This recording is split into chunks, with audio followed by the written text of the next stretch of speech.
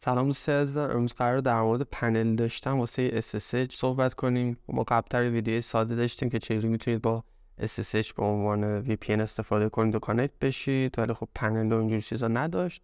حالا یه دونه در واقع ایرانی رو دیدم، پنل ایرانی رو دیدم که جالب بود. تصاویر و امکاناتی که میداد و نگاه کردم. لینک گیتابش رو میذارم زیر ویدیو، حمایت ازشون یادتون نره. و مراحل نصبش با همدیگه میریم و تست میکنیم ببینیم به چه شکلی.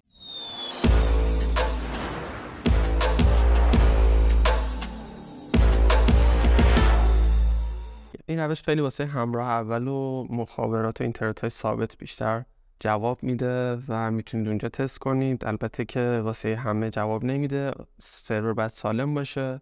من از سرور یه پینگ گرفتم، حالا به نظر بد نمیاد. امیدوارم که روش پیاده سازی انجام بدیم و بتونیم به نتیجه هم برسیم که ببینیم این پنل چه قابلیتایی بهمون میده و نصبش به چه شکلیه. اول از همه که باید وصل بشیم به خود سرورمون و دستور نصب پنل رو وارد کنیم. خب IP سرورمون که واسه همون ایمیل شده و سرور گرفتم، حالا مثل همیشه از هدسنر برای آموزش. اینجا میایم IP وارد میکنیم، اینتر میزنیم، اینتر روت، اینتر یس، اینتر و پسورد از اون میخواد، پسورد رو وارد میکنیم، اینتر. هستر یه بار پسورد مجدد ازتون میگیره توی اولین لاگین. دوباره یوزر پسورد جدید میدیم و اینتر. خب بریم دستور نصبش رو کپی کنیم، اینجا پیست و اینتر. یکی دیفالت یوزرش ادمینه، اینتر میکنم، میگه پسوردش 1 2 3 4 5 6. حالا اگه خواستید شما اینجا میتونید توش تایپ کنید، جای اون قرار میده. میگم اوکی با همین 2 3 4 5 6 برو.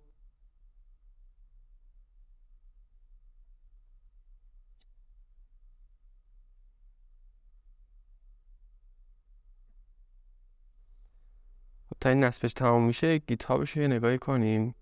امکاناتی که این پنل بهتون میده: ایجاد کاربر بدون محدودیت، اعمال محدودیت حجمی و در واقع تاریخ امضا و کاربرانی که آنلاین هستن و چند کاربر بودن اکانت و بکاپ گرفتن و ربات تلگرام و تنظیم پورت واسه ورود به پنل. این دوتا API و مولتی سرور هم که نوشته به زودی و فعلا توش نیست. گفته سیستم هایی که میتونید روش نصب انجام بدید: سنتوس 7 به بالا، اوبونتو 18 به بالا و دبیان 8 به بالا است که میتونید نصبش رو انجام بدید. اینجا از ما میخواد که پورت ورود به پنل رو وارد کنیم. خودش رو پورت پیشفرض 8081 که حالا این پورت دیگه خاص اینجا وارد میکنید و اینتر میزنید، بنویسید همون 8081 بمونه. خب بعد اینکه نصبش تمام شه میگه این لینک ورودتونه و یوزر پسورد هم که مشخص کرده.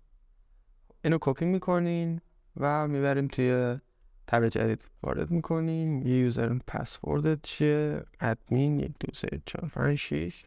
شما اگر یوزر پسورد دیگه واسش مشخص کرده بودید که اینجا وارد میکنید. خب صفحه اول پنلش CPU و رم و هارد نشون میده و پهنه باندی که دارید استفاده میکنید، تعداد کاربران فعال، آنلاین، کاربران مسدود شده. خب بریم توی کاربرانش. اینجا یه دونه کاربر جدید بسازیم. یوزر نیمش رو بدیم آرمان، پسوردش هم آرمان، ایمیلش هم نمیخواد، موبایلم نمیخواد، توضیحات هم نمیخواد. کاربر همزمان میتونید مشخص کنید، تاریخ انقضا و میتونید روز مشخص کنید که با اولین لاگینش چند روز بعد اون بتونه فعال بشه. میتونید تاریخ مشخص کنید که در واقع از چه تاریخ تمام بشه. هر کدومش که راحت بودید. ترافیک میتونید مشخص کنید که روی مگابایت، میتونید گیگابایت انتخاب کنید و این ترافیک رو واسش مشخص کنید و میتونه معرف هم داشته باشه، یوزر معرف هم داشته باشه. حالا همین ثبت کنیم.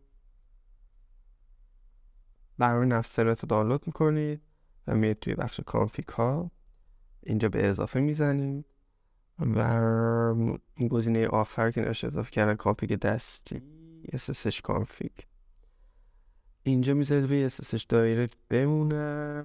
اسمش هرچی دوست داشتید میذارید، فرقی نمیکنه. اینجایی که نوشته هاست بعد آی پی سرور رو وارد کنیم. تو این قسمت پایین پورت SSHی که وصل میشین باهاش به سرور رو وارد میکنیم و تنظیمات دیگه‌ش این که نام کاربریمون رو وارد میکنیم که ما اونجا آرمان زدیم و پسورد رو میزنیم که اونجا هم آرمان زدیم. روی ذخیره کردن میزنید، یه بارش کلیک میکنید که انتخاب بشه، این کنارش آبی رنگ بشه، برمیگردید به هوم. اینجا روی دکمه آبی رنگ میزنید، یه تایید میدیم و میره برای متصل شدن. خب بعد اینکه میرسه متصل، تو این آماره میتونید بیاید و اگه اینجوری لینک بالا پایینش داشت سند و ریسیو انجام میداد، میدونید که داره کار میکنه. خب اینجا توی کاربران آنلاین بیایم ببینیم نشون اون میده. بله نشون میده که این کاربر الان با این آی پی متصله و توی بخش وضعیت فیلترینگ میتونید وضعیت سرور خودتون رو ببینید که الان توی ایران مثلا میزنه فیلتر شده. خب این آی پی سرور من مناسب نیست واسه این کار و طبیعی هم هست، یا سرعتی کمی بهم میده یا کلا وصل میشه. میایم توی تنظیماتش ببینیم چی داره. اینجا میتونیم پسورد ادمین رو تغییر بدیم. توی این بخش پورت SSHش اون پورت خود سرور رو میتونیم تغییر بدیم، 2280 کنیم، ثبت کنیم، تغییر پورت رو انجام میده. محدودیت کاربر رو ربات تلگرام تو ویدیو قبلی توضیح دادم، میتونید از همون استفاده کنید که چجوری توکن بگیرید واسه بات و آیدی خودتون چجوری به صورت عددی بتونید دریافت کنید و اینجا ثبتش کنید. یه توضیحاتی همین بالا واسهتون داده، گفته که یه دونه دامنه تهیه کنید و از طریق در واقع دستور گیت هاب SSL رو ثبت کنید. بریم این دامنه بزنیم و وصلش کنیم به آی پی سرور. دامنه بارها توی کلاتر ثبت کردید، میدونید چجوری روی دامنه‌تون کلیک میکنید، میایید تو بخش DNSش یه دونه اد رکورد میزنیم و تیکش رو خاموش میکنیم، اسپاسش میزنیم هرچی دوست دارید و آی پی سرورمون اینجا وارد میکنیم. این آی پی سرور اینجا و اینو کپیش میکنیم که احتمال زیاد لازممون میشه. روی سیو میزنیم. خب مجدد برمیگردیم به سرور، اینجا یه دونه اینتر بزنیم. ارتباط سرورمون قطع شده. یه نکته اینجا هستش، من پورت سرور رو عوض کردم، بعد با پورت جدید بزنیم، یعنی اینجا آیکیو میزنیم 2280 رو باید بزنیم، یوزر نیم که روت و اینجا پسورد رو وارد میکنیم. میریم دوباره توی گیت هاب و میایم پایین. خب گفتم که واسه نصب و یا حذف دستورات میتونید از این دستور استفاده کنید. واسه فعال سازی SSL هم که این دستورشه. گفتن که با استفاده از دستور بالا SSL پنل رو فعال کنید. فقط نکات زیر رو توجه کنید. حتما قبل از نصب SSL پنل رو بروز کنید. از هیچ دستور دیگه‌ای واسه گرفتن SSL استفاده نکنید. دامنه یا ساب دامنه رو روی آی پی سرور بذارید که ما این کارو کردیم. دستور رو توی ترمینال بزنید، نصب پیش ببرید و SSL رو روی پنل فعال کنید. اوکی، ما دستور رو کپی میکنیم، اینجا توی سرور وارد میکنیم، اینتر میزنیم. خب به همون میگه دامین یا ساب دامینی که واسهش در نظر گرفتی و وارد کن. خب من همونی که از کلادفلر کپی کردم و اینجا وارد میکنم، اینتر میزنم. خب SSL شو واسه هم گرفت و میگه که با این آدرس میتونی وارد پنل بشی. روش کلیک میکنیم و این هم پنل SSL دارمون. و یه نکته دیگه که در مورد SSH هستش، ارتباط تصویری. اگه توی ارتباط صوت تصویری مشکل داشتید که این دستور رو توی سرورتون وارد کنید. بریم توی پنل ادمین 1 2 3 4 5 6.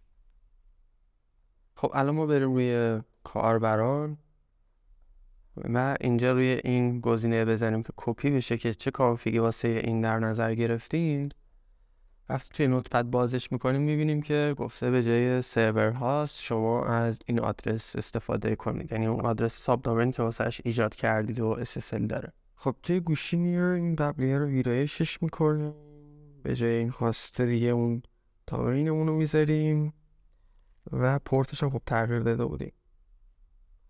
حالا با این تغییراتی که اعمال کردیم ذخیره میکنیم، یه بار روز کلیک میکنیم که انتخاب بشه، برمیگردیم توی هوم و روی اتصال میزنیم، میریم این بخش، میبینیم به مراتب خیلی سرعت بهتری به همون میده، حالا با این تغییر پورت و دامینی که بهش اضافه شده.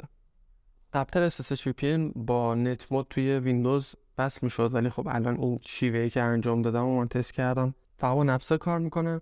خبر بدش اینه که فقط با نپسر من تونستم جواب بگیرم. اگر شما با اپلیکیشن دیگه جواب گرفتید حتما توی کامنت ها بنویسید، بقیه هم استفاده کنن. خبر خوبش اینه که نپسر هم روی iOS هم روی اندروید وجود داره و میتونید استفاده کنید.